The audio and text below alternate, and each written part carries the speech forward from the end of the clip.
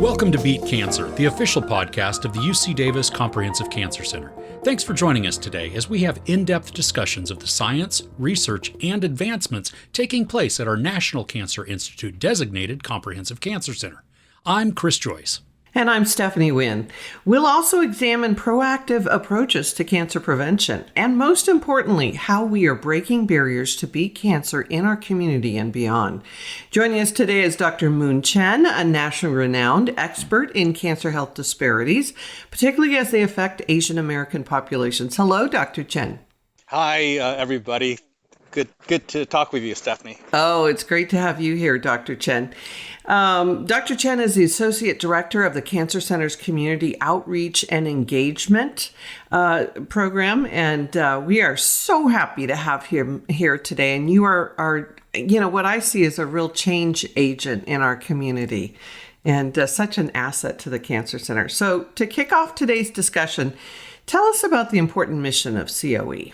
The important mission of the community outreach and engagement is to reach out to the community that we serve, particularly the people who live in our catchment area, the area where 90% of our patients come from, and make sure that they are aware of what they can do to prevent cancer, what they can do where we can treat cancer, and what we can do to help those who are helping cancer patients with support. And recently, you received a lot of national attention for bringing to light the role you feel that racism is playing in creating cancer disparities. Talk more about that. I don't think it surprises us, but I think you're one of the first to really spotlight that factor. Yes, it's very interesting. I think we have to go look at this historically. Let me just refer, though, to the Asian American history in the United States. About 2 centuries ago, the United States Congress passed a law that excluded Chinese from entering the U.S. And the other law that was passed was it prohibited Chinese females from entering the United States, and only more recently, in about in the 20th century, was that law ever repealed.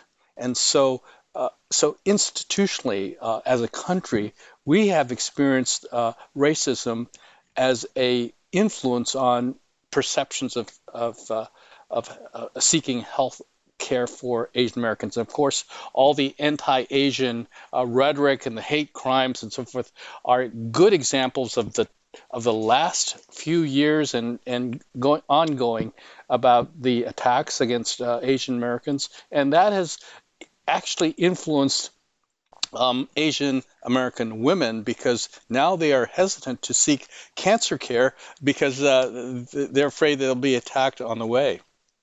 It's so unfortunate. And we certainly have seen those cases on the rise, particularly with elderly. It's heartbreaking. Dr. Chen, I'd like to talk a little bit about just your work that focuses on mitigating cancer. So would you be able to talk to us about the significance of cancer, and just talk about some of the most lethal causes of cancer, the most lethal causes of death due to cancer, and then maybe even touch upon some of the most common types of cancer that we see in the United States? Well, that's a very important question, and let me just say this, that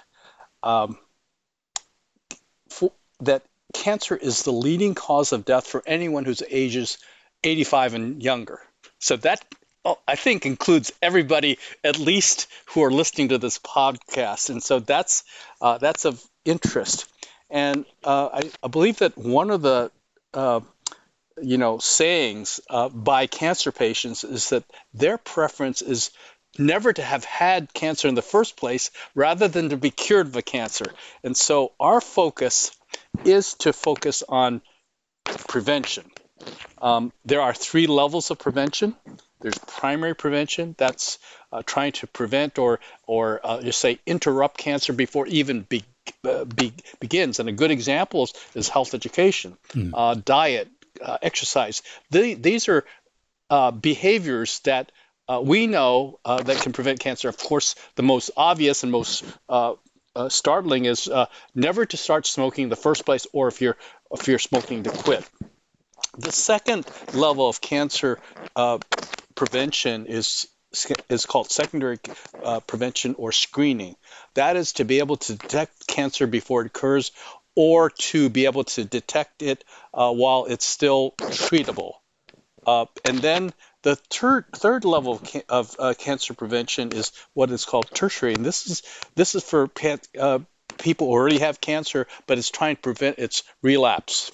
So 3 levels of cancer, and so in terms of the most lethal causes of cancer deaths in our country as well as in our catchment area, it's number 1, lung, which is attributable primarily to tobacco use. Number 2, prostate cancer, and one of the challenges here is what we can do about prostate cancer.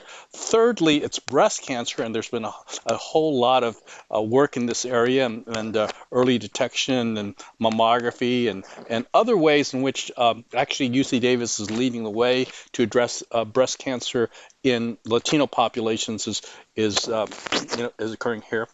The fourth leading cause of cancer deaths is colorectal or colon and rectal cancer, which is many times attributable to diet and lifestyle. And then fifthly, pancreatic cancer. So those are the 5 leading causes of death. Fundamentally, though, the preference is to try and prevent cancer from its occurring. And let me just say this. With regards to primary prevention, we wish that we had a vaccination against cancer for all these cancers. And, we've been able to show that with the success of the COVID vaccine. Well, the good news is that there are actually 2 vaccines that can prevent cancer. First of all, there's the hepatitis B vaccine, which is administered from birth all the way to the lifestyle, and that will help prevent hepatitis B related liver cancer. And then the second one is the HPV, or human papillomavirus cancer. And this is a relatively new vaccine, but we know that it's effective. And so the challenge is, why can we not promote vaccinations? Because while they're not the leading causes, affect the leading cause of death, they do affect certain population groups that are disproportionately affected. And Asian Americans, Pacific Islanders being one of those population groups, right? Why is it, Dr. Chen, that they seem to be more impacted by infectious types of cancer? HPV, Hep B, and then also gastric cancers, right? Right. That's a very good question. It's a question that researchers need to elucidate too. I can speak about hepatitis B. Hepatitis B virus occurs much more frequently in East Asia, parts of sub-Saharan Africa, and actually in Greenland and in the Arctic North. And so the question is, how come the virus is more common there? I don't know the answer to this, but the good news is that if you are born in those areas that I just mentioned, the good news is that getting vaccinated early is a good way to prevent or spare the next generation from hepatitis B linked viruses. HPV vaccination is another great vaccination. HPV is related to about 6 different kinds of cancers, and it's going to be, a very strong way to prevent cancer among both boys, girls, males, females, and it should be a no-brainer that we should encourage everybody to be vaccinated against HPV vaccines. And it's not just cervical cancer we're talking about, right? Although we're already seeing cervical cancer rates come down, correct, due to the HPV vaccination. But it's things like throat cancer, esophageal cancer. What other cancers are HPV related? penile cancers and head and neck type cancers in particular are related to HPV as the virus. In fact, one of the challenges that we have here at UC Davis is that the highest rates of HPV infections are actually in our catchment area in the northern inland California counties such as Glynn and Tehama and Colusa counties.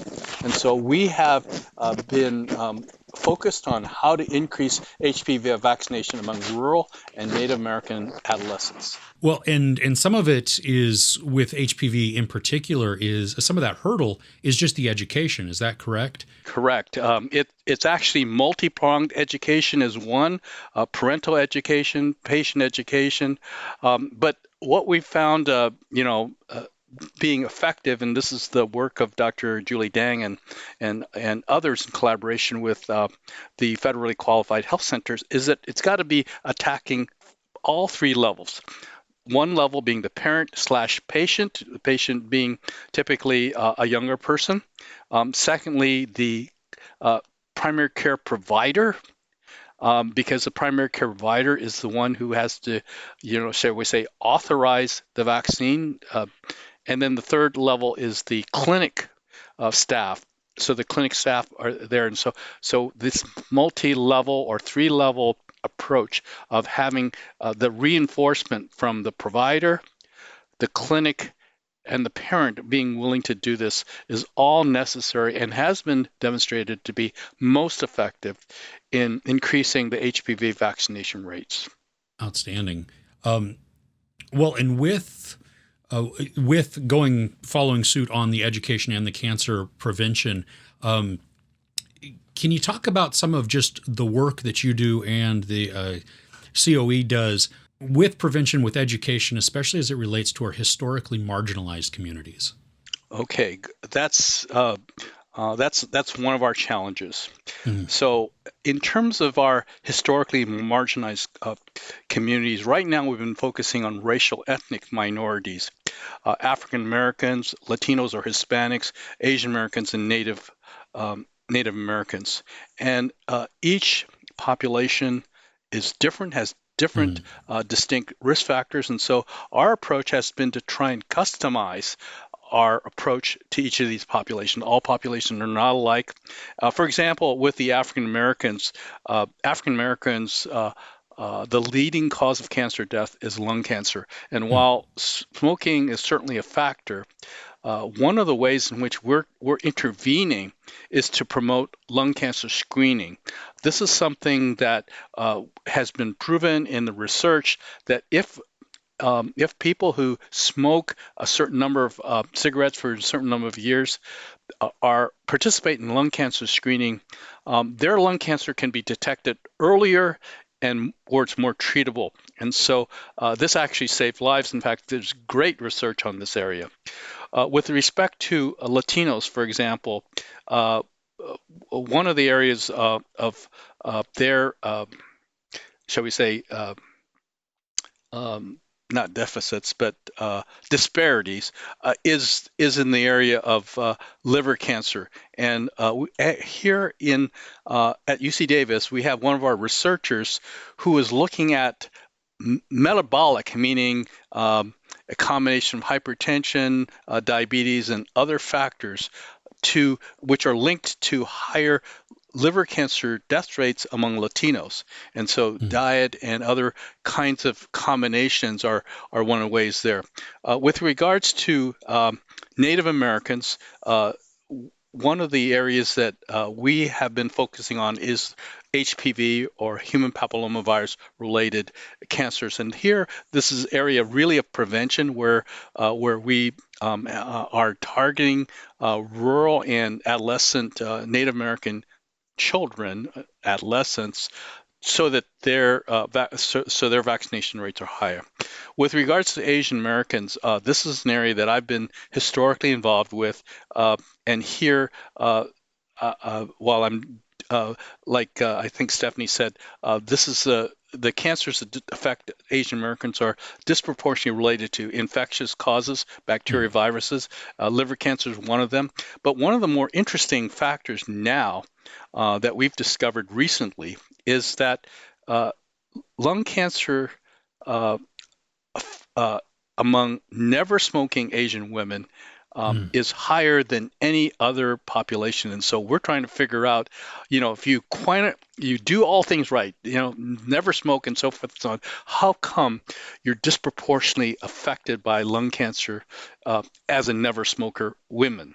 So this is part of a study that we've been doing. So what we're saying is that we have activities, movements, programs directed to all these, but they're, it's it's not a one size fit all, but it's an attempt to tailor make what we do based upon the epidemiology, based upon the risk factors, based upon the ways in which we can reach people. And we have a community advisory board, right, Dr. Chen? Right. How does one get on that board, and how does that help with what you're doing? That's a really excellent point, Stephanie.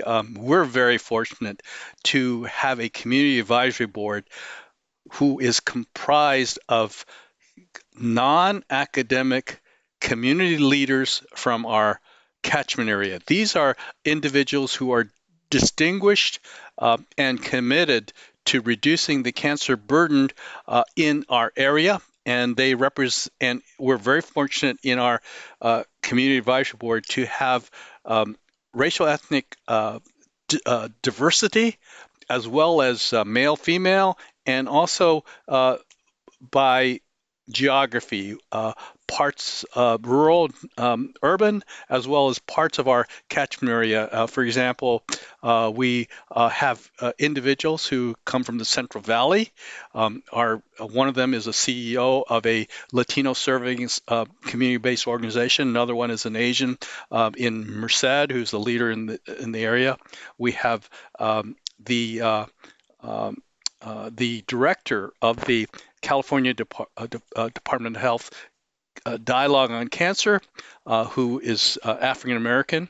The chair of our board is a chief medical officer for the Northern Valley Indian Health. So that's intentional to make sure that we get as broad a view as possible, and they are advising the Cancer Center, not just the Community Advisory Board, as the principal way in which the Cancer Center and the Cancer Center director gets input and direction and equivalent to our external advisory board, which is comprised of scientific researchers from other parts of the country. Because we really want to hear from the community as to what type of cancer research they think is important. And that is integral to our designation as a comprehensive cancer center, correct? That, the National Cancer Institute is looking for us to go beyond what we think is important and make sure that we're doing what the community wants us to do.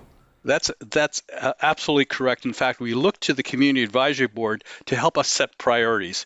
We can present the data, we can present the need, but we are looking to the CAB, the Community Advisory Board, to say what's the most important thing, what's the second most important thing, and so forth and so on. Do they also help kind of guide communications and education outreach as well? That's yes, they do. And in fact, they're the ones who, for example, more recently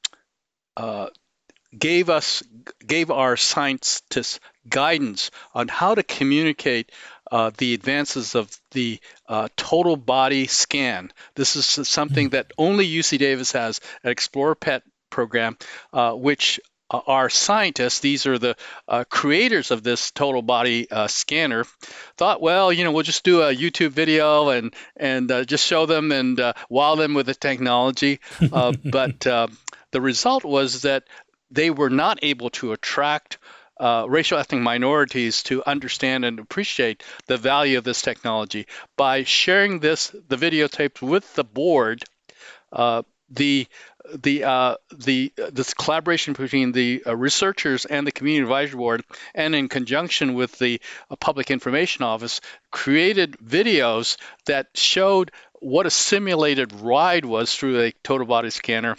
And then we were able to share this with the media, the public, the television, radio media, to share the fact that we wanted to recruit racial ethnic minorities to participate in this technology to show this is what we did, and we're very fortunate for that. I can go on and on with this, but I'm going to stop here for the time being. Well, how successful was that campaign?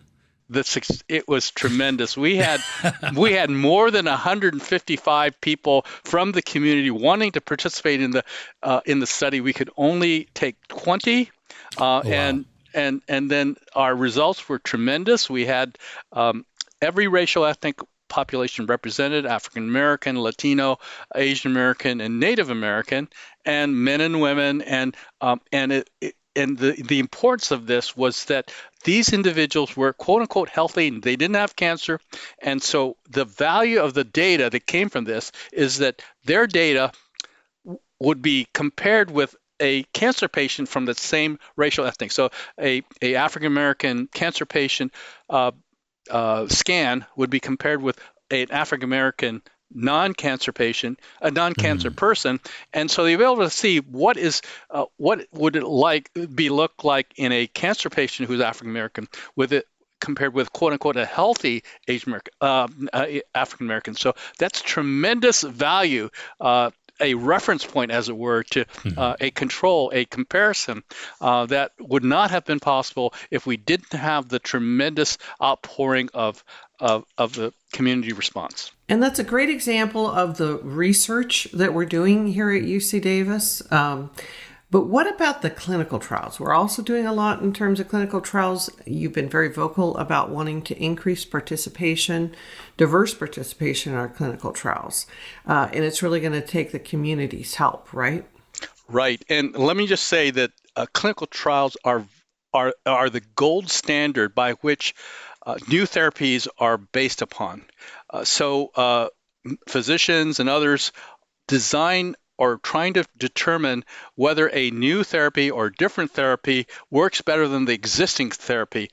And in order to evaluate that, in order to know whether it works or not, it's important to get a large enough participant rate, sample size, so to speak, of every single racial ethnic minority group or every single population, non-Hispanic, white, and so forth and so on, so that when the drugs are developed, we know that they were developed with respect to how did non-Hispanic whites respond, how did African Americans respond, and so it's vitally important that we get sufficient numbers from each racial ethnic group. Otherwise, the drug or medication that's developed may only be quote unquote valid or useful for only the kind of participants who were involved in that particular drug's clinical trial.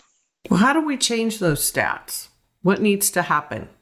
Make sure we get more diversity. Boy, that is a Nobel Prize answer response, because I will tell you it probably multifaceted. First of all, we have to overcome potentially some cultural factors, because cultural factors, the perception that, for example, if I participate in a clinical trial, am I a guinea pig? And I think it also has to do with the language. For example, when you use the word clinical trial and you separate the words trial, what does that mean? Well, it can mean experiment, and nobody wants to be an experiment. Or it can be something to do with the legal system, right? So trial, the terminology that we use in medicine, so to speak, trial does not it's not such a, shall we say, welcoming term. And then when you use the word clinical, what does clinical mean to the general publication? I mean, it's a black box. It's not unclear what clinical trial. So you put the two words together, clinical and clinical trial, and it immediately creates, let's say, confusion and hesitation, because we have different words shall we say, different meanings in English for those two terms separately, right? And I'm English is my second language, and so I start to think about, trial. Oh, you mean, do I have to go to court for this, or what is it? So I think so. Language is a barrier, and right. We have to be culturally sensitive, and that's why you have these teams that go out into the community and try to have the face-to-face communication, which has been a bit challenging with COVID. But that's why the outreach is so important, because we're not just waiting for people to come to the cancer center to get treated or to see the doctor. We really need to be out there in the community. And an extension is really what you're doing with your teams. Yes, and that's true. And let me just say that clinical trials are not necessarily, shall we say, limited to testing medications or drugs.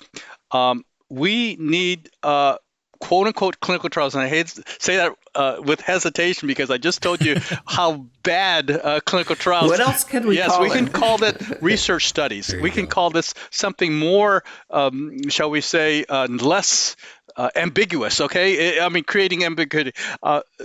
For example, we have studies.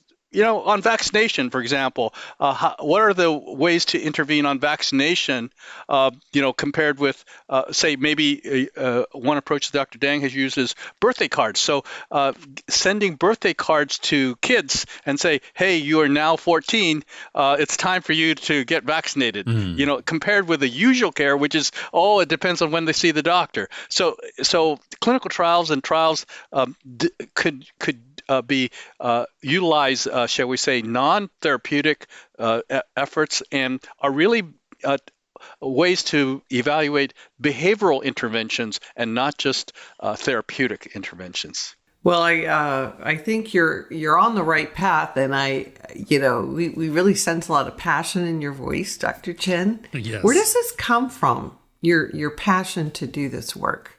Well, I hate to. I want to say that's not original. I'm thinking about what Robert F. Kennedy said at one time. He said something to the effect that if it's not this, then what?